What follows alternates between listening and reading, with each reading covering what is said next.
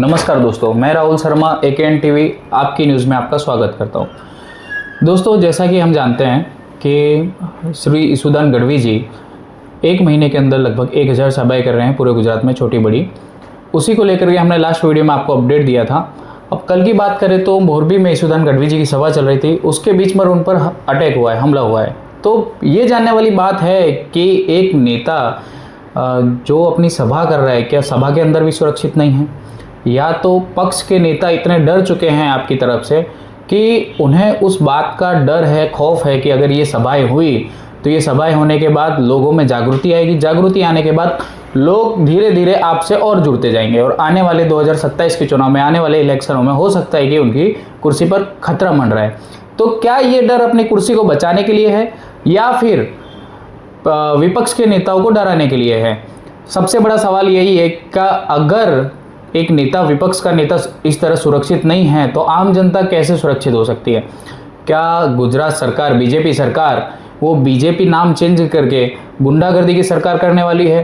अगर इसी तरह गुंडागर्दी करती रही तो विपक्ष के नेता कैसे खड़े होंगे? अभी हाल ही में आज आपको पता चला होगा न्यूज़ में कि सत्येंद्र जैन जी जो है, उनका जो केस था उसको खारिज कर दिया गया है कोर्ट के द्वारा। उसकी सबसे बड़ी वजह यह है कि सीबीआई के पास कोई एविडेंस ही नहीं है उस केस को कुछ चलाने के लिए।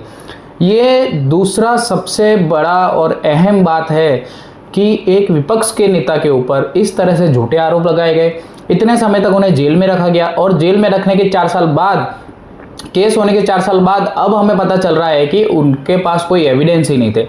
क्या सरकार अपने अधिकारों का, अपने पावर का गलत इस्तेमाल कर रही है? क्या बीजेपी सरकार इतना डर रही है धीरे धीरे लोगों से कि वो विपक्ष के नेताओं को जेल में डालने जैसी क्रिया, उनकी सभाओं में अटैक करवाने जैसी क्रिया, ये सारी चीज़ें कर रही है? क्या हमने इसीलिए बीजेपी सरकार को चुना था? क्या लोगों ने इसीलिए बीजेपी को सेलेक्ट किया था कि वो काम की राजनीति नहीं, गुंडागर्दी की राजनीति करे? हम वैसे तो बीजेपी कहती है कि हम हिंदुत्व का नारा लेकर चलते हैं, राम राज्य लाएंगे, तो क्या इसी तरह राम राज्य आता है? सबसे बड़ा मुद्दा और सबसे बड़ा सवाल ये है कि जिस पार्टी की तरफ से कहा जाता है कि हम राम राज्य लाएंगे, तो क्या श्री राम को मानने वाले कभी गुंडागर्दी कर सकते हैं?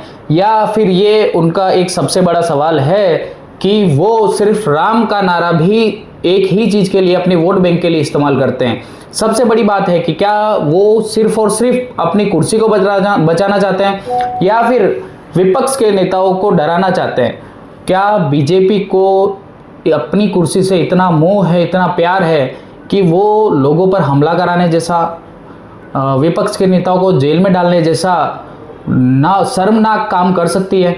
सबसे बड़ा सवाल ये आज यही जनता आपसे पूछना चाहती है, बीजेपी से जानना चाहती है और पूछना चाहती है कि क्यों बीजेपी काम की राजनीति नहीं कर रही है, अपनी कुर्सी को बचाने की राजनीति कर रही है?